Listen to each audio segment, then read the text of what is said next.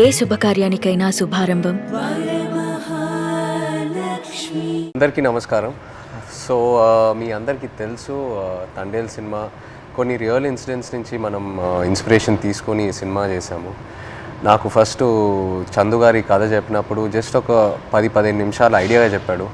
ఆ తర్వాత నేను శ్రీకాకుళంకి వెళ్ళి మత్స్యలేశంకి వెళ్ళి 22 మంది ఎవరైతే ఉన్నారో మత్స్యకారాలు వాళ్ళ నుంచి ఈ ఇన్సిడెంట్స్ బేస్ చేసుకొని సినిమా తీసామో వాళ్ళని వెళ్ళి కలవటం జరిగింది.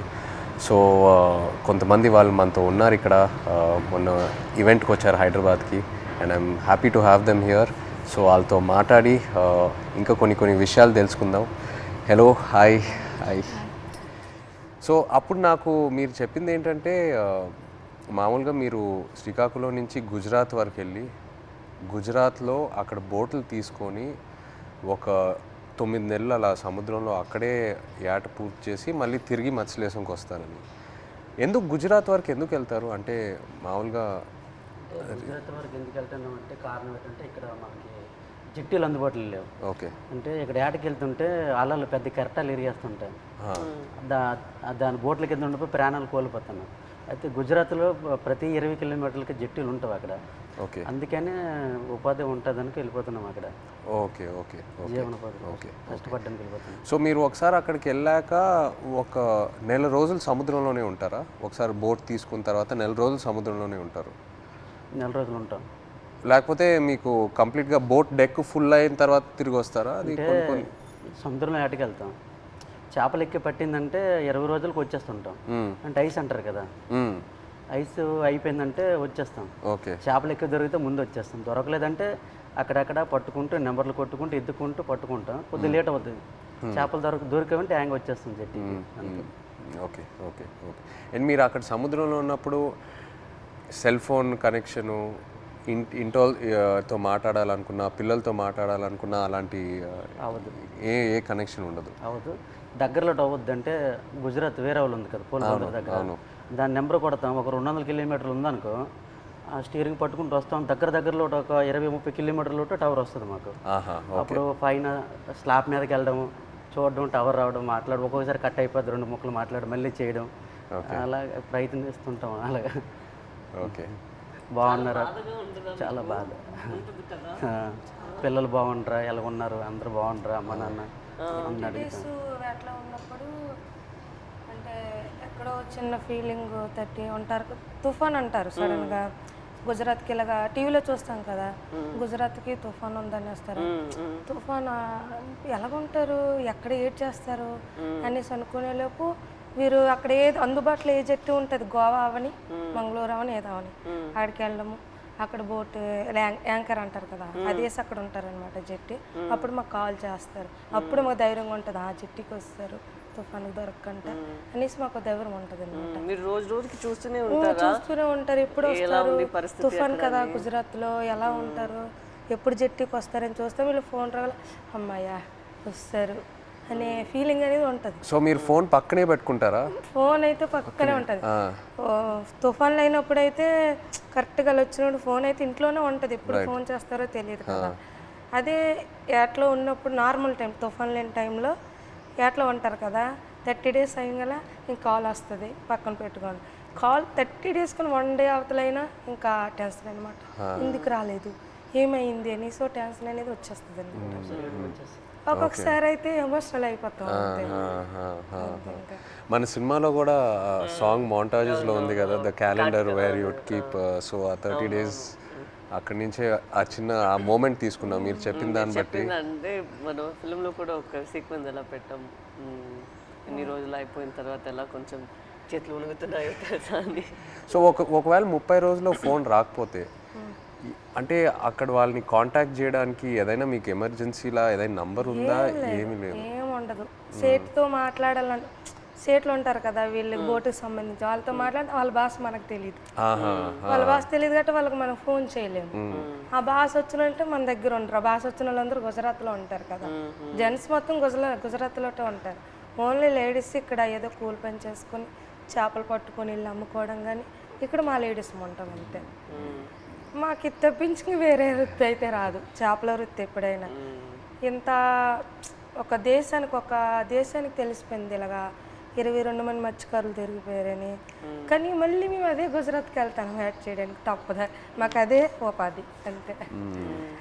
మీకు ఎలా తెలిసింది ఆ రోజు ఎలా వాళ్ళు అక్కడ దొరికిపోయారు అనేది? నేను 7 మంత్ ప్రెగ్నెంట్ పాప అప్పుడు కడుపులో ఉంది. కూర్చున్న అలా ఫోన్ వస్తుంది, 29 days అయింది అప్పటికి. ఫోన్ వస్తుందని ఇలాగ కూర్చున్నా, మా పెద్ద పాప పక్కన పెట్టుకొని. మా అమ్మకి కానీ చెప్తానని, మీ అల్లుడు వస్తారు ఇలాగ యాడ్ నుంచి ఫోన్ చేస్తారమ్మా చెప్పిన తర్వాత సరేలేని కూర్చున్నాను. ఫోన్ రాలే. ఉదయం మార్నింగ్ 10 అయింది, వేరే వాళ్ళు ఫోన్ చేశారనమాట నా మొబైల్కి, ఇలాగా మీ ఆయన పాకిస్తాన్కి దొరికిపోయారట అనేసి. వేరే వాళ్ళంటే ఎవరు ఫోన్ చేశారు? అది గుజరాత్ నుంచి, మా ఊరు నుంచి వలస వెళ్ళారు కదా, అక్కడి నుంచో ఒక బోటు జట్టికి వచ్చింది. వీళ్ళు దొరికిపోవడం చూసిన బోట్ అది, కలర్ చూసారు ఆ బోటులో ఉన్నోళ్ళు, మీ ఆయనకి పాకిస్తాన్లో పట్టుకుని వెళ్ళిపోయారు అని చూసిన వాళ్ళు నాకు వచ్చి ఫోన్ చేసి చెప్పారు. ఓకే. చెప్పిన తర్వాత అవును అన్నట్టు అసలు ఏడుపు కూడా రాలేదు, అలా కన్నీళ్ళు ఇంకిపోయేవి. ఎలాగా పాకిస్తాన్ అంటే మామూలుగా చిన్నప్పటి నుంచి పాకిస్తాన్ అంటే ఏదో భయం మాకు అనమాట. చిన్నప్పటి నుంచి పాకిస్తాన్కి మనకి యుద్ధాలు ఏదో వినేవారు, అలాంటప్పుడు పాకిస్తాన్ అంటే భయం మనకి. అలాంటిది పాకిస్తాన్కి దొరికిపోవడం ఏంటి, ఏం చేస్తారు ఏమో, చంపేస్తారేమో, ఉగ్రవాదులకి గట్రా పేల్చుకోవడం చంపేయడం విన్నాం కదా, ఏమో చంపేస్తారేమో నీటిలో ఉండే అదో టెన్షను. అలాగా కూర్చొని అందరం ఫ్యామిలీ మొత్తం, ఏ ఊర్లో వాళ్ళకి సంబంధించిన వాళ్ళు, మా ఊర్లో అయితే 7 ఉన్నారు మా పంచాయతీలో సంబంధించిన 7 మా దగ్గర కూర్చొని ఏమైంది అనేసి అంటే, ఒక అబ్బాయి భాష వచ్చిన గుజరాతీ భాష ఆడిన అబ్బాయికి మేము వీళ్ళు సేటు ఉంటారు రామారావు వాళ్ళ సేటుకి ఫోన్ చేయించాం. అడగండి ఒకసారి ఏమైంది ఆ సీట్కి అంటే, వాళ్ళు ఫోన్ చేసి అడిగారనమాట ఏమైంది, ఆ పాకిస్తాన్ వాళ్ళు పట్టుకెళ్ళిపోయారంట, ఏమైంది సేట్ అని అడిగితే అతనేమో పట్టుకుని వెళ్ళిపోయారు, నీటిలో ఉంచారని చెప్పారు. ఇంకా మాకైతే ఎలాగ వస్తారు అనేసి, ఎలాగ ఆలోచించాలి, ఎక్కడికి వెళ్ళాలి, ఎలాగ తీసుకురావాలి అనేసి ఒక ఎమోషనల్ అయితే మామూలుగా కాదు. 22 మెంబర్స్ అంటే చిన్నపిల్లలు, అప్పుడే మ్యారేజ్ అయిన అబ్బాయి అక్కడే ఉన్నాడు, నేను కడుపుతో ఉన్నాను, 2 పిల్లలు, ఒక భర్త దొరికిపోయిన ఆవిడ కూడా ఇంకా ఆ బాధ వేరే, 2 బిడ్డలు ఒక భర్త అంటే ఇంకా ఆ ఎమోషన్ అయితే ఇంకా వేరే. అందరం ఇంకా అంతే, ఏం చేయాలని ఆలోచనతో 1 month వరకు అలా ఉన్నాం.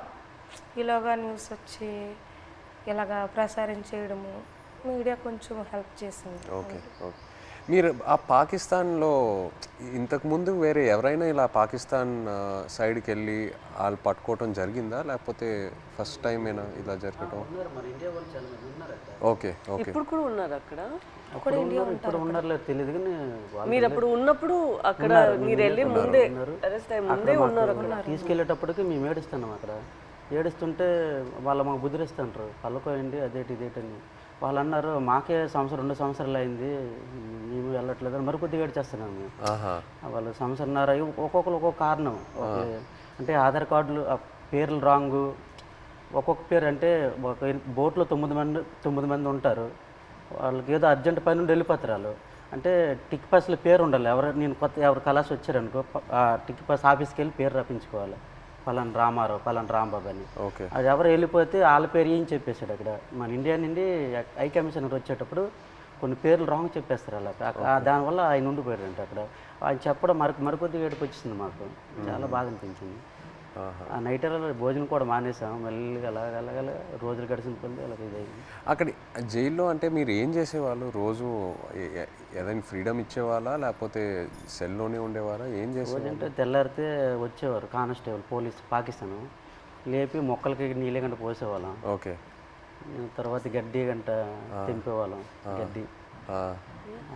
తర్వాత గార్డెనింగ్ అని వాళ్ళు పాకిస్తాన్ ఖైదీలతో నీళ్ళు జల్లిస్తారు. వాళ్ళు జల్లిస్తే కర్రకి గోనకి చుట్టేసి అలాగా అలికినట్టుగా తలా పేసినట్టు చేపిస్తారు. మాకు నీళ్ళు మోయమంటారు మాకు. ఓకే. ఆ నీళ్ళు మోస్తాం, 2 గంటల పని ఉంటుంది, మళ్ళీ లోపల తీసుకెళ్ళి తాళాలు వేసేస్తారు. ఇప్పుడు మీరు ఒకవేళ ఇంట్లో వాళ్ళతో మాట్లాడాలంటే ఉత్తరాల వైపే మీకు కమ్యూనికేషనా, లేకపోతే సెల్ ఫోన్తో? ఫోన్ ఏం లేదు, ఓన్లీ ఉత్తరాల వైపే. అండ్ అది పంపించడానికి ఎంతసేపు పట్టేది? మీరు ఒకసారి రాసిన తర్వాత, ఉత్తరం రాసిన తర్వాత వెళ్ళి మత్స్యలేశం చేరడానికి ఎంత టైం పట్టేది? అంటే మేము దొరికిన తర్వాత వాళ్ళు ఇండియా వాళ్ళు ఉన్నారు దాంట్లో, ఉత్తరాలు కూడా మేము అదే నెల 2 నెలలకి ఒక్కొక్కసారి లేట్ అయితే 3 నెలలు కూడా వస్తుందని చెప్పారు. మేము కూడా లెటర్లో రాసాం ఇలా అనుకోండి అంటే ఏట పూర్తి అయిపోయింది, అదే రోజు తెల్లారిసరికి వచ్చే టైంకి అనుకోకుండా దొరికిపోయాం, ఇలా జరిగింది. ఒక పక్క బాధగున్నా లోపల దిగమింగుకొని మీరు శుభ్రంగా ఉండండి అని వాళ్ళకి చెప్పాం. అప్పుడు ఇప్పుడు ప్రెగ్నెంట్ అప్పుడు అవును అదే ఏట రావాలనుకుంటాను ఊరు నేను ఇంకా వచ్చి రావాలనుకుంటా ఇంకా దొరికిపోయింది. లెటర్లో మాకు జాగ్రత్త చెప్తూ వాళ్ళ పడే ఆవేదన కూడా మాకు కనిపించింది లెటర్. జాగ్రత్తగా ఉండండి, ఇక్కడ మాకేం పర్వాలేదు కానీ వెళ్ళి పోరాటం చేయండి. అంటే అక్కడ ఏంటంటే జాగ్రత్తగా ఉండండి, వెళ్ళి పోరాటం చేయమంటే మాకు ధైర్యం చెప్తూ వాళ్ళకి బయటికి తీసుకురావడానికి పోరాటం చేయండి నేను ఒక ఆవేదన అనేది కనిపించేది మాకైతే. ప్రెగ్నెన్సీ కదా అయినా సరే ధైర్యం చేసి వెళ్ళేదాన్ని. ఎక్కడ పొలిటీషియన్ మీటింగ్లు ఉన్నా సరే వెళ్ళేది. ఏమో సింపతి ఉంటుందేమో, అరే ప్రెగ్నెన్సీ కదా లేడీ కదా పాప వాళ్ళ హస్బెండ్ దొరికిపోయారు అనేసి ఒక సింపతి ఉంటుందని ధైర్యం చేసి వెళ్ళిపోయేదాన్ని. ఓహో మీరు వెళ్ళిపోయారు. నేను వెళ్ళిపోయేదాన్ని. తను ఆల్ ద పొలిటికల్ అన్ని దగ్గరికి వెళ్ళిపోయేదాన్ని. అందరూ మీ హస్బెండా కడుపుతూ ఉన్నావా అయ్యో పాపం అనేవారు. ఏమో సింపతి ఉంటుంది కదా సార్, అంటే వీళ్ళకి అక్కడికి తీసుకెళ్దాం ఢిల్లీ వరకైనా తీసుకెళ్దాం అంటే సింపతి ఉంటుందేమో అనేసి నేను గర్భవతితో ఉన్నప్పుడు కూడా వెళ్ళేదాన్ని. 9 months వరకు నేను డెలివరీ ముందు వరకు కూడా నేను పోరాటం చేశాను వాళ్ళు రావాలని. సో మీరు అక్కడ ఆంధ్రాలో తిరిగారు ఇలా పొలిటికల్ మీటింగ్స్ ఏదైనా ఉంటే, ఆ తర్వాత గుజరాత్ వరకు కూడా వెళ్ళారు కదా? ఢిల్లీ వరకు వెళ్ళారు. గుజరాత్కి వెళ్ళా స్టేట్ దగ్గర ఢిల్లీ వరకు వెళ్ళారు. స్టేట్లకి ఫోన్ల వరకే, గుజరాత్ వెళ్ళలేదు. డెలివరీ అయిపోయిన తర్వాత 20 days పాపకి 20 days పాపకి ఇంటి దగ్గర వదిలేసి దాన్ని ఢిల్లీ వెళ్ళాం. ఢిల్లీ వెళ్ళిన తర్వాత అంటే అందరూ అనేవారు, ఇతను కూడా లెటర్లో రాశారు ఢిల్లీ వెళ్ళండి, ఢిల్లీ వెళ్తే మనకి వచ్చే అవకాశాలు ఉన్నాయని ఇతను లెటర్లో రాసేవారు అనమాట రామారావు గారు. సరేలే ఢిల్లీ కొంచెం అది పేద పరిస్థితి కదా సార్, ఢిల్లీ అంటే మాకు తెలియదు, భాష తెలియదు, ఎలాగెళ్ళాలో తెలియదు. అలాగ ఉన్నప్పుడు కొంతమంది అదే పొలిటీషియన్ వచ్చి ఇలాగ రండి అక్కడ మీకు పని జరుగుతుంది ఏం అవ్వదు గైడ్ చేయడానికి ఒక అతను వచ్చి వెళ్ళండి అని అంటే సరేలే ఇంత పోరాటం చేసి ఇదే చేయలేము అనేసి ధైర్యం చేసి వెళ్ళాం ఢిల్లీ. వెళ్ళిన తర్వాత అక్కడే ఢిల్లీ వెళ్ళిన తర్వాతే వీళ్ళు బయటకు వచ్చారు. అంతవరకు ఆ 14 నెలలు అక్కడే ఉన్నారు. అతను అంబాసిడర్తో అక్కడ అంబాసిడర్తో మాట్లాడడం కానీ ఉన్నారనడం కానీ. మెయిన్ మాకు బాధ కలిగించింది ఏంటంటే పుల్వామా దాడి. ఆ దాడి ఇలాగ మార్నింగ్ ఇలాగ టీవీ వేసాను, ఇలాగ మన ఇండియన్ ఆర్మీకి ఇలాగ ఉగ్రవాదులు చంపేశారు, ఆత్మహత్య దాడి అయిందని తర్వాత అవునా ఎందుకు అనేసి వీళ్ళకి ఏం చేస్తారని ఇదో బాధ. మళ్ళీ అక్కడ మరి ఇండియన్స్ ఉన్నారు కదా సార్, ఏం చేస్తారని బాధలు ఉన్నప్పటికీ లెటర్స్ ఆగిపోయి 3 months. వచ్చిన లెటర్స్ బాగానే వచ్చి పుల్వామా దాడికి ముందు లెటర్స్ కంటిన్యూ అయ్యాయి. మేము పంపించింది అతనికి వెళ్ళేది, అతను పంపించింది మాకు వచ్చేది. కానీ పుల్వామా దాడి తర్వాత స్టాప్ అయిపోయింది. 3 months వరకు ఒక్క లెటర్ రాలే. ఇంకా మాకు ఇంకా టెన్షన్ ఇంకా ఎక్కువైపోయింది, అదో బాధ అనేసి ఇలాగా మరి ఇంకా లేదు ఉండొద్దు ఎక్కడ ఢిల్లీ వెళ్ళిపోతాం అనుకుని అందరం 22 women అందరూ ఇంకా లేదు పదండి అనేసి 22 మంది వెళ్ళిపోదాం లేదు ఇంత మా ఓన్ డబ్బులు అనుకొని పదండి అనేసి ముందడుగు వేస్తాం అంతే. ముందడుగు వేసుకొని వెళ్ళిపోయాం అంతే. వచ్చిన ద్వారా అందో వెళ్ళాం. అక్కడికి వెళ్ళిన తర్వాత జయశంకర్ అని విదేశాంగ మంత్రికి కల్పించారు. ఇంగ్లీష్ రాదు కదా, ఏదో మా తెలిసిన భాషలు అంటే అతను మా కన్నీళ్ళు చూసి అతనికి అర్థమైపోయింది అనమాట. ఓ ఇంత బాధపడుతున్నారని ఏడుస్తాను. మా ఆవేదన చెప్తూ మా కళ్ళని నీరు వచ్చేస్తుంది. అది చూసి పాప అతను తట్టుకోలేకపోయారు. వెంటనే ఫోన్ పాకిస్తాన్ చేశారు. మన ఇండియా అంబాసిడర్ చేసిన తర్వాత పర్లేదు ఉన్నారు ఇలాగ వస్తారు అని చెప్పారు. జనవరి కల్లా వచ్చేస్తారు అన్నారు. మా దగ్గర చెప్పారు జనవరి కల్లా వచ్చేస్తారు, రాకపోతే మీకే పాకిస్తాన్ నేను తీసుకెళ్తాను, నేను భరోసా ఇస్తానని మాట ఇచ్చిన తర్వాత అప్పుడు ఇంకా హ్యాపీ అంతే. అతను అన్నట్టు జనవరి కల్లా మాకు ఫస్ట్ కల్లా అక్కడి నుంచి లిస్ట్ వస్తుంది అనమాట. గనగల రామారావుకి వాళ్ళ భాష వేరే కదా సార్, గనగల రామారావు, గుణగల్ల రామారావు, కేసమర్రికి కసమర్రయ్య అన్నట్టు పేరు ఓహో మీ పేరు కరెక్ట్గా వేయలేదా? లేదు సార్, ఆ లిస్ట్ కూడా రాంగ్ వచ్చింది అనమాట. గనగల రామారావుకి గంగల్ రామారావు. సో మీరు కన్ఫ్యూజ్ అయిపోయారా ఎవరు అక్కడ ఎవరు ఉన్నారు ఏంటి? సరేలే అది ఉర్దూ బస్ కదా, ఏమో ఇలాగ తెలియపు ఇలాగ రాశారేమో అని మాకు మేము ఆలోచించుకొని వచ్చేస్తారు అన్నట్టు. మీకు ఆ టైంలో ఎలా అనిపించింది? సడన్ గా భయం వేసింది. పేరు డిఫరెంట్గా ఉన్నప్పుడు 22 మందిలో 21 మంది వెళ్ళిపోయి నన్ను వదిలేస్తారేటని ఒక ఇది, వీళ్ళు కావాలని వాళ్ళకి రాస్తారేటో చెప్పలేం. పాకిస్తాన్ ఓన్లీ మీ పేరే తప్పేశారా? అందరివి ఉన్నాం, ఓకే అందరివి అందరివి ఏదో ఒక మాది కొంతమంది అక్కడక్కడ పేరు గనగల రామారావుకి గంగల్ రామారావు వచ్చింది. గంగల్ రామారావు వస్తే మరి పేరు డిఫరెంట్ అయితే ఖచ్చితంగా వదిలేస్తారని అందరూ ఇండియా వాళ్ళు అంటుంటారు, ఇంతకుముందు ఉన్నవాళ్ళు పాత వాళ్ళు. నాకైతే రాత్రి ఇద్దరు రాలేదు. 22 మందిలో 22 నా పేరు రాకపోతే నాకు వదిలేస్తే నాకు నిద్ర పట్టట్లేదు, తినాలనిపించట్లేదు. అప్పటికే 14-15 నెలలు అయిపోయింది, సంవత్సరం దాడిపోయింది. అప్పటికి ఇలాగ అయిపోయాను, సన్నగా అయిపోయాను. వాళ్ళు ఏదో చపాతీలో అంటే ఏదో కలుపుతారంట అక్కడ జైల్లో, అదేదో మనకి ఏదో బరువు మోయాలని మోయలేమంట, ఆవేశం వచ్చేస్తుందంట. వాళ్ళు చెప్పిన మాటలే అప్పటికే సన్నగా అయిపోయాను. తర్వాత నోటంటే కూడా బ్లడ్ వచ్చేస్తుంది. ఏమంటే టెస్టులు చేస్తే వేడి వల్ల అన్నారు, ప్రాబ్లం లేదంటే కొద్దిగా ఆపేయకుండా ఉన్నారు. అలాంటి చాలా భయం వేసేది. అలాగే పుల్వామా టైంలో మీరు అక్కడ ఒక కన్ఫ్యూషన్ లాగా ఏమైనా అయిపోయిందా మీకు? అయిపోయింది మరి. ఏదో వేరే సెల్లో పెట్టేవారంట అక్కడ, ఏదైనా బయట ప్రమాదం ఏదైనా జరిగితే. అంటే బీహార్ జైల్లో ఒక పాకిస్తాన్ ఖైదీకి ఇండియా వాడు చంపేశారని తెలిసింది మాకు. అక్కడ జైల్లో టీవీ ఉంది మాకు చూస్తుండగా. చంపేస్తే మాకు తెలీదు, మాకు 4 రూమ్లలో అందరికి ఒక్క రూమ్లో బంధించేస్తుంటారు. బ్యాగులకి నైన్గా పట్టుకొని ఒక రూమ్లో తీసుకెళ్ళి ఇంకోటి బాంబే చేస్తారు, మనం చంపేస్తారని అంటే ఇంకొకడు. చాలా భయం వేసేస్తుంది. అప్పుడు ఇంకో అందులో రెండు కానిస్టేబుల్ ఉంటారు కదా కొందరు పాకిస్తాన్ వాళ్ళు, ఆయన లేదు అక్కడ మీ ఇండియా కూడా మా పాకిస్తాన్ ఖైదీ చంపేశాడు కదా, ఇక్కడ మీ వాళ్ళకి ఏం జరగకంటే మీరు అందరికి ఒక రూమ్లో పెడతాను, మీరు జడవద్దని చెప్పాడు. అప్పుడు కొద్దిగా ఊపిరి పీల్చుకున్నాం. అలా జరిగింది. అండ్ మీకు జైల్లో ఇప్పుడు డబ్బుల్లా ఇప్పుడు ఈ ఉత్తరాలు పంపించడానికి ఆ అమౌంట్ ఎలా మీకు వచ్చేది? పెన్నుల మీద పేర్లు చేస్తాను నేను, ఒక్కొక్కరు ఒక్కొక్క పని నేర్చుకున్నాం. నాకైతే 2 వారాలు పట్టింది టైం. ఓకే. ఇప్పుడు నాకు చైతన్య పెన్ను ఉంటుంది, పైన దారంతో నాకు చైతన్య పేరు వచ్చేస్తుంది. కింద సాయిపల్లి అంటే ఒక పెన్ను మీద 2 పేర్లు రాస్తే 2 పేర్లకు 200 ఇస్తారు. ఒక పేరు అయితే 100 రూపాయలు ఇస్తారు. అలాగే రోజుకి 5-6 పెన్నులు అలా చేసేవాడిని. ఆ పెన్నులు వాళ్ళకి ఇస్తే ఖైదీ లేట్ చేస్తారు, వాళ్ళకి బెయిల్ మీద వెళ్తారు కదా కోర్టుకి, వాళ్ళ ఫ్యామిలీకి ఇస్తారు కదా. ఆ డబ్బులతో మేము ఏంటంటే అప్పుడప్పుడు ఏదో గుడ్లు తెచ్చుకుంటాం కానీ మాంసం కానీ తినడం కానీ. 22 మందికి మరి మెయిన్ లీడర్ని కదా, వాళ్ళ గెడ్డలకు కానీ వాళ్ళ రింకిలకు కానీ బిస్కెట్లకు కానీ ముసలి వాళ్ళకి తెలియదు కదా, వాళ్ళకి డబ్బులు ఇచ్చేవాడిని గెడ్డలకి. సో ఒక్క ఉత్తరం పంపించడానికి ఎంత అయ్యేది మీకు? అంటే ఒక 200-300-500 అంటే మా డబ్బులు ఉండవని తెలిసి ఏవో ఖర్చులు మట్టుకు పనులు చేస్తుంటాం. వాళ్ళకి ఇచ్చి అలాగే. నేను ఎన్ని పేజీలు రాయొచ్చు ఒకసారి? ఎన్ని పేజీలు పంపించచ్చు ఉత్తరం? అంటే వైట్ పేపర్ మీద రాసి లోపల కవర్లో పెడతాం మేము. మినిమం రెండు పేపర్లు 22 మంది 2 పేపర్లో రాసి పంపించాలి. అంటే ఒక్కో ఇద్దరేసిది ఒక్కో ఉత్తరం ఉంటుంది. 22 మంది ఎవరిదా ఇద్దరు జాయింట్ పడేవాళ్ళం. ఓకే. ఇంకా డబ్బులు లేనప్పుడు సర్దుకుండేవాళ్ళం. అలాగే ఇటు పెట్టి అలాగే అడ్జస్ట్మెంట్ అయ్యేవాళ్ళం. మీరు ఒక్కొక్కరికి ఈ ట్రిప్ అయితే నువ్వు లెటర్ పంపిస్తే నెక్స్ట్ ట్రిప్ నేను పంపుతాను.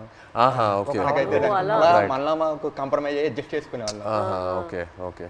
అండ్ మీ పాప ఫోటో ఫస్ట్ టైం ఎలా చూసారు అక్కడ? అంటే పేపర్లో కటింగ్ చేసి ఉత్తరాలు పెట్టేసి పంపించారు ఆవిడ. అంటే అక్కడ ఏమేం జరుగుతుందనా ఊర్లో? ఓకే. పెట్టారు, పెట్టేసి పంపించేదాన్ని. అది చూసి అందులో చూసారు పాప. మీరు కావాలని అలా ఫోటో పెట్టారా? అంటే ఫోటో కావాలనే కాదు, చూడు ఇలాగ ధర్నా చేస్తున్నాం, మీరు భయపడకండి, ధైర్యంగా ఉండండి, మీకు తీసుకొచ్చే బాధ్యత మాదనేసి ఒక ధైర్యం చెబుతూ వాళ్ళు లెటర్ రాసేవారు. ఇక్కడ మేము భయపడే వాళ్ళకి భయపెట్టిస్తే వాళ్ళు ఇంకా భయపెట్టేస్తారు కదా అనేసి ఒక పోరాటం చేస్తాను, మీరు జడకండి ధర్నాలు చేస్తాను అనుకుని పాప ఫోటో కట్ చేసి పెట్టేసి పంపించారు. జైల్లో అయితే చాలా బాధ. అంటే ఆ పాకిస్తాన్ ఖైదీలకి పడుకుని పెట్టి చెట్ట పైకి ఎత్తేసి పట్టుకొని పెద్ద బెల్ట్ ఉంటుంది, ఇలాగ బాధేసేవారు. అమ్మో సత్యం బావో సత్యం అంటే మేమేంటి మనకి అలాగ కొట్టేస్తారని మేము జడిసిపోయాం. ఈ చెట్ట పైకి ఎత్తేసేవారు, చేయలేదు సాపేసేవారు. కింద పడుకుని పెద్ద బెల్ట్ ఉంటుంది, కర్ర పట్టుకొని ఇలా తిడ్డ ఉంటుంది అలా ఉంటుంది. ఆ బెల్ట్లో అలా కొడుతూ అమ్మో సత్యం 10 దెబ్బలు అంటే అలాంటివి. మనకి ఇండియా వాళ్ళు కూడా అలాగే కొడతాను జడిసిపోయాం. ఫస్ట్లో మేము వెళ్ళేటప్పటికి మొక్కలకి నీళ్ళు పోస్తుంటాం కదా, ఆ పక్కన వాళ్ళకి అది ఏం చేసాడో మనకు తెలీదు. అలా కొడుతుంటే అలాగే మనకి కూడా కొట్టేస్తారని భయం వేస్తుంది ఫస్ట్లో. వాళ్ళు అన్నారు మీకు ఇలాగ కొట్టరు, మీరు ఇంకా ఒకసారి 2 సార్లు తప్పులు చేస్తే మీకు కొడతారు. తప్పులు అంటే జైల్లో కానీ మా 22 మందిలో కానీ ఇంకా గుజరాత్లో ఉన్నారు ఇండియా వాళ్ళు కదా, ఏ బాత్రూమ్ దగ్గర కానీ బట్టలు ఉతుక్కున్నప్పుడు కానీ మనలో మనం కొట్టుకుంటే ఒకసారి కుదిరేసి రెండోసారికి గడికి ఒక మనిషి 3 తప్పులు చేస్తే మీకు కూడా అలాగే పడుతుందంటే అప్పటి నుంచి గొడవలు కూడా అదే బాత్రూమ్ దగ్గర అలాగే అడ్జస్ట్మెంట్ అయిపోవాలి మేము. అలాగే అలా కొట్టేస్తారు రిటర్న్. మీరు ఒక్కొక్కరికి ఎలా సమాధానం చెప్తారు అక్కడ ఎన్ని రోజులు ఉన్నప్పుడు? ఎలా మీరు సమాధానం ఏంటి, తిట్టేవారు కూడా 22 మంది ఉన్నాం, నీ వల్లేని ఇలా ఇలా జరిగింది, మా డ్రైవర్లు కూడా నీ వెంట వచ్చారు. అంటే ఇంతకు ముందు ఇతనికి యాట్లో గనగల రామారావు పాకిస్తాన్ వైపు ఎక్కి యాడ్ చేసేవారు, బోర్డర్ దగ్గరలో ఇతని వల్ల దొరికిపోయారు అనేసి ఒక బ్యాడ్ నేమ్ మీద వస్తుంది ఇతనికి. ఇతను అది దృష్టిలో పెట్టుకుని భోజనం సరిగ్గా చేసేవారు కదట అక్కడ. పెళ్ళి అవన్న కుర్రోలు కూడా ఉన్నారు కదా, నా పెళ్ళి అవకంట కూడా మీరు చేస్తారు, నేనిండా మేము దొరికిపోయాం అని అనేవారు. ఒక బాధలో ఉండేది. తప్పదు మరి, జరిగిపోయింది చాలా బాధ.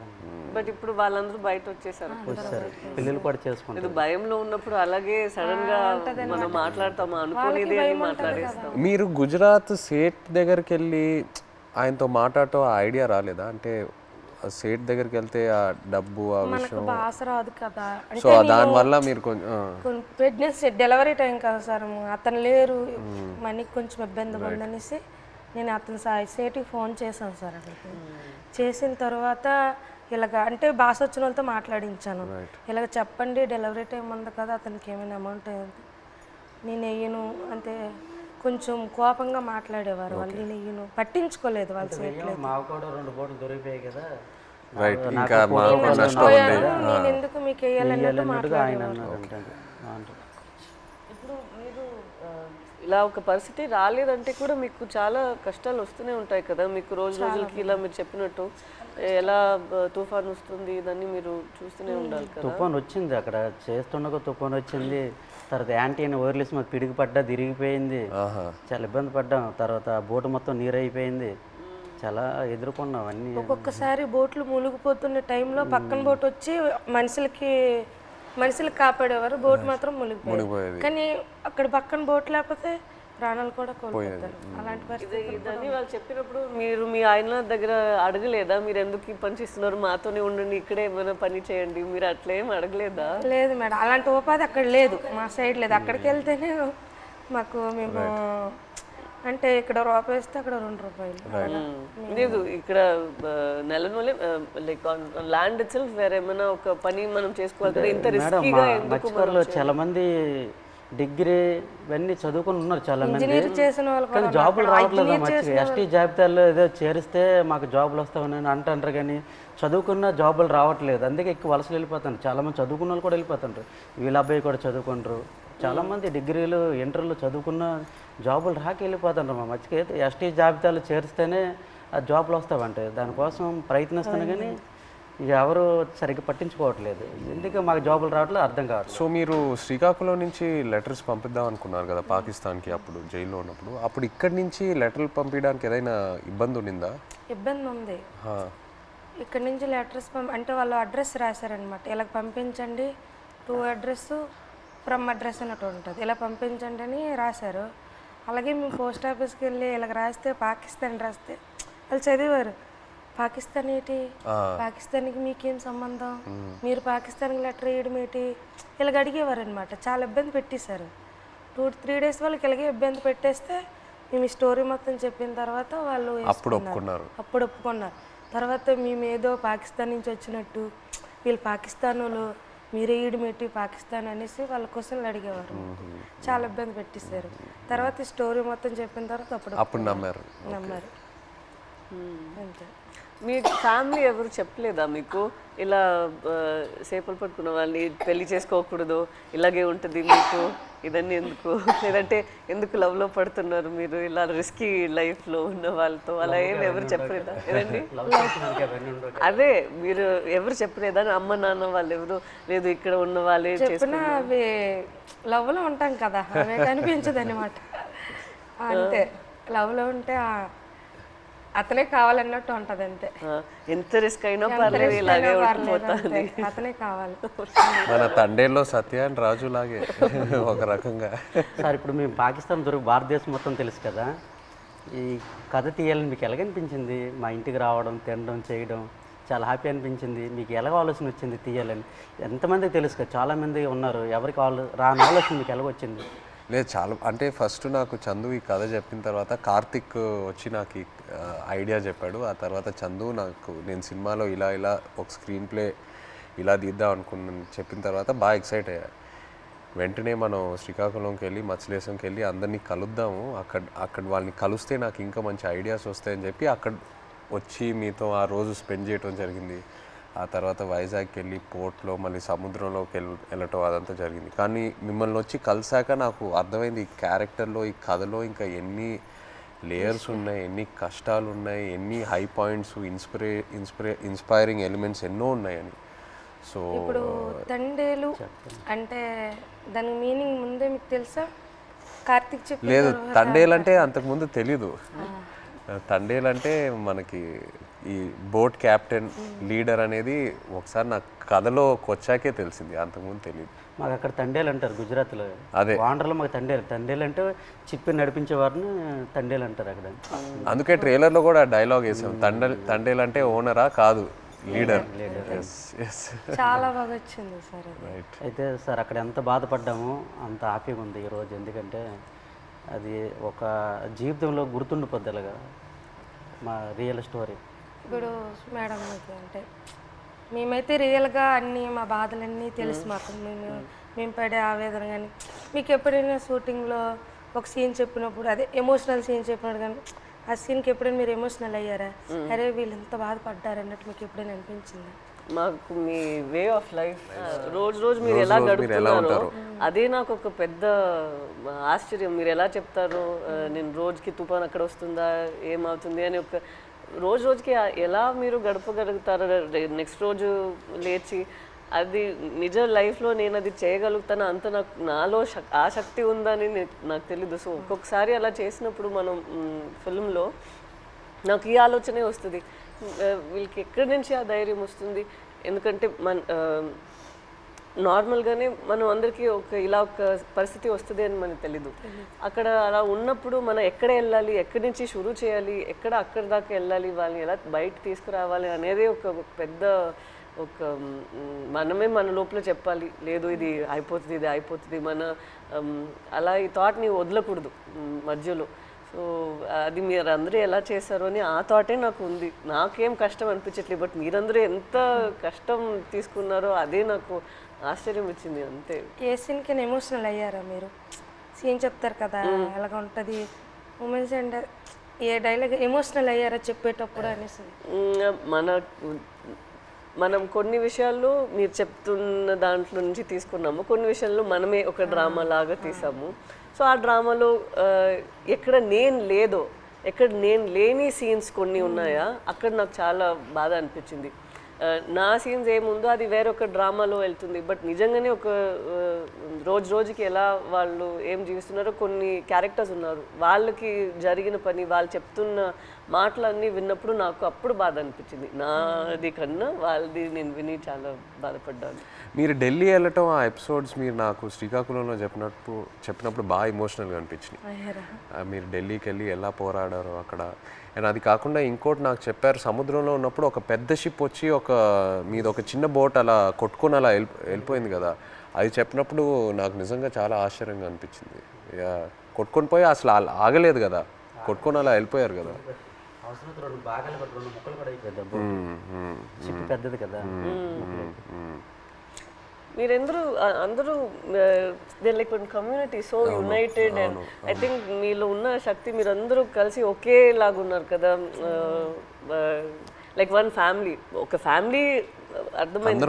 బట్ మీరు అందరి ఒకే ఫ్యామిలీ కదా, సో ఒక్కరికి ఇది జరిగిందంటే అందరికి అది జరిగినట్టే. ఏ ఫ్యామిలీకి అలా జరగకూడదు. మా ఫ్యామిలీలో ఒకేసారి దొరికిపోవడం అంటే చాలా బాధాకర విషయం. నేను డ్రైవర్ మెయిన్ తండ్రి కనుక ఆ లైన్కి బోట్ అప్ చెప్పినట్టు మా బావగారు, తర్వాత మా ఎర్రీకి బామ్మరిదే అంటే అన్నయ్య, నేను బోట్ ఆఫ్ చెప్పాను. ఈ బోట్ ఆఫ్ చెప్పిన ఓనర్లంతా నా వెనక పంపించారు. ఈ రామారావు ఎక్కి చేపలు పడతాడు, వెనకెతలు వెళ్ళండి చేపలు ఎక్కి దొరికితే అనుకుని నాకు వెనకాల పంపించడం, దొరికిపోవడం చాలా బాధాకరమైన విషయం. ఇలా జరుగుతుంది అనుకోలేదు. సో లాస్ట్ క్వశ్చన్ అంటే తండేల్ 2 ఉందా? మీరు ఆ రోజు ఈవెంట్లో ఏదో జోక్ వేశారు కదా, చెప్పండి.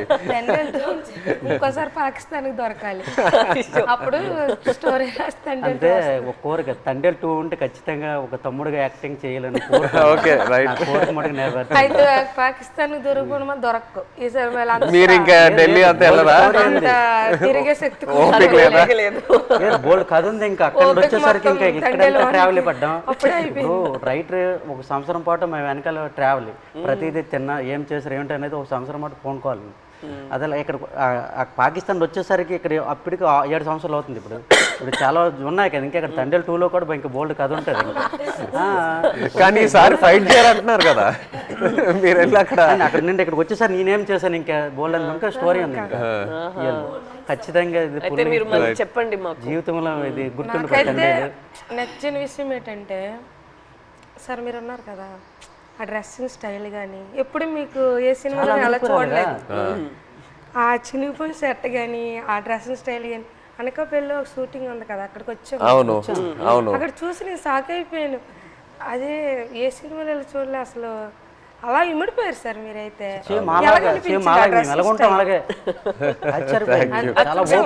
అదే నేను చెప్తున్నా కదా, మిమ్మల్ని వచ్చి అప్పుడు కలిసి మీతో టైం స్పెండ్ చేశాకే నాకు ఆ క్లారిటీ వచ్చింది. ఓకే మనం ఇలా క్యారెక్టర్ని ఇలా డిజైన్ చేయాలని. సో లాగా సేమ్ బనీలతోటి ఆ ఎండలోటి ఇవన్నీ చాలా కష్టపడ్డారు. చాలా యాంకర్ పట్టుకొని ఉన్నారు కదా ఫస్ట్ పోస్ట్ టెంట్ పట్టుకొని. హైలైట్ అదైతే అందరు కూడా మా ఊళ్ళు ముసలంతా సాయి సినిమా మేము చూడాలి. ఎవరికి ఫోన్ చేసినా అదే రింగ్ స్టోన్ బుజ్జి తల్లి. ఎవరికి ఫోన్ చేసినా రింగ్ స్టోన్ ప్రతి సెల్లకి. హైలెస్ సాంగ్ ఉంది కదా, అది ఎలా హైలెస్ అది మా స్లాంగ్. అవును, ఎలా సింక్ అయింది అది అక్కడ అంటే మీ మలలకి తెప్ప లాగేటప్పుడు వస్తారు కదా. when they rowing, when they pulling the net. ఇప్పుడు అది రేరు. ఇంతకు ముందు జనరేషన్ లో ఎక్కువ వాళ్ళు వచ్చినప్పుడు దీనికి మీరు తెడ్డు అంటారు కదా, కత్తావ అంటాము. ఏమంటారు? కత్తావా. ఆ కత్తావ పట్టుకుని కత్తావా అంటాం మేమైతే. అండ్ పెద్దాలు వచ్చినప్పుడు ఇలాగ బోట్ వెళ్తుంది కదా, ఆ కత్త తోటే అలా లెవెల్ చేసుకుని వచ్చి ఐలెస్ అనుకుని వచ్చి వడ్డీకి వస్తారు. అన్న ఎలా సింక్ అయింది అది, అది మాకు ఆశ్చర్యం. ఈ విషయం మన చందు మొనెటి అండ్ దేవి గారికి వారికి క్రెడిట్ ఇవ్వాలి. రైట్, శ్రీమణి గారికి. బుజ్జితల్లిలో ఒక పాయింట్ ఉంది, అదైతే నాకు కదిలించింది. ఏది? ఉప్పు నీటికి ముప్పును కూడా గట్టిగా గట్టి అంటే ఎంత అలలకైనా మీరు దాటుతారు, కానీ ఒక కన్నీటి చుక్క దాటలేకపోతాడు అంతే. అక్కడైతే చాలా ఎమోషనల్ స్ట్రాంగ్. ఆ పాయింట్ అయితే నాకు పిచ్చిగా నచ్చింది, చాలా బాగుంది. Thank you so much. Actually మీరందరికీ థ్యాంక్ యూ చెప్పాలి. మీరు మాకు పూర్వ జన్మలో అదృష్టం చేసుకున్నాం. అట్లా ఏం లేదు, అట్లా ఏం లేదు. జీవిత రియల్ జరిగింది. ఇంకో ఎన్నో విషయాలు చెప్పాలి, బట్ మనకి సినిమా పరంగా ఓన్లీ 2 గంటలే ఉంది. బట్ ఇంకా ఎన్నో చెప్పాలి. ఫ్యామిలీకి ఈ కథ నచ్చిందంటే మా అదృష్టం సార్. అది బొమ్మ దద్దరెళ్ళిపోతుంది సార్. రాజులమ్మ జాతరే పొలిటీషియన్ గా అనడం లేదు, రాజులమ్మ జాతరే పొలిటీషియన్ గా అనడం లేదు, కానీ పొలిటీషియన్ చూస్తే ఇంకా బాగా ఏమో అనిపిస్తుంది మాకు. ఎంత చూస్తారే వచ్చుకోరు జట్టీలే, వాళ్ళకని తెలుస్తుందేమో ఒక నమ్మకం. ఇంకా జట్టి స్పీడ్గా అవుతుందేమో. జట్టు ఉంటే మాకు ఎలాంటి ఇబ్బందులు ఉండవు కదా సార్. మా కోసం మత్స్యకారుల కోసం ఏదేని ఒక మంచి పని చెయ్యండి సార్. అదేనే మీకు వీలైనంత తప్పకుండా అందరి కోసం, మా కోసం అని కాదు, మత్స్యకారుల కోసం. 8 మంది హీరోలు ఉంటుండగా మీరు మా జీవితాన్ని ఎంచుకున్నారు. తప్పకుండా అది పెద్ద. మేము అనుకున్నాము రిలీజ్ ముందే మీకు ఒకసారి చూపిద్దామని, బట్ మీరు ఐ థింక్ థియేటర్ లో చూస్తే శ్రీకాకుళంలో థియేటర్ లో మీరు అందరు వెళ్ళి చూసి మీకు ఖుషిగా అవుతుంది నేను అనుకుంటున్నాను. మీకు సినిమా నచ్చితే మాకు ఎంతో సంతోషం.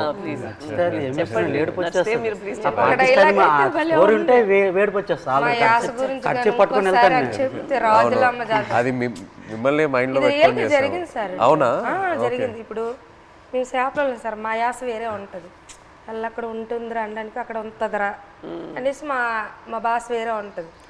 ఒక సిటీ వెళ్ళామనుకో మా భాష విని అరే చేపలు వాళ్ళరా అంటారు. కొంతమంది మీ చేపలు ఇలా అంటారు, కొంతమంది అంటే అంటారు అనడానికి మాకు అలాగ రాదు. వేరే మత్స్యకారుల స్లాంగ్ వేరే వేరే ఉంటాయి. మా స్లాంగ్ వేరేగా ఉంటుంది, పక్కన మత్స్యకారు స్లాంగ్ వేరేగా ఉంటుంది. అందులో మా స్లాంగ్ అయితే ఎవరు మాట్లాడలేరేమో, కానీ మేడం గారు అయితే నాకైతే చాలా మేము మాట్లాడినట్టు మాట్లాడారు. అసలు ఇది భయం, నేను ఫుల్ టైం అదే ఆలోచిస్తాను. హైలైట్ మేడం గారు, మేము అలాగే మాట్లాడతాం. ఉంటదిరా అలాంటి వెళ్దాం రా అన్నట్టు మేడం గారు. చాలా థ్యాంక్ యూ సో మచ్. ఇది నాకు పెద్ద compliment. Thank you very much. Success meet మాత్రం శ్రీకాకుళం అది నా ప్రామిస్. సినిమా రిలీజ్ తర్వాత సక్సెస్ మీట్ కి మేము శ్రీకాకుళమే వస్తున్నాము. మచ్చలేసు అక్కడికి వచ్చి కలిసి శ్రీకాకుళంలో సక్సెస్ మీట్ పెట్టి వెళ్తున్నాం. ఆ టైం లోపల మీ 25 మందిని కాల్ చేసి వాళ్ళని కూడా సక్సెస్ మీట్ లో వాళ్ళని కూడా అప్పుడు వచ్చేస్తే కరెక్ట్ గా ఉంటుంది. శ్రీకాకుళం నుండి కేమచ్చిలేసి వస్తానరా, రమ్మంటే వస్తాం, ప్లాన్ చేస్తాం. బట్ సక్సెస్ మీట్ అయితే శ్రీకాకుళంలో చేస్తున్నాము తప్పకుండా. Okay, thank you so much. మాతో మీరు కలిసి ఇంత షేర్ చేశారు. Again thank you so much.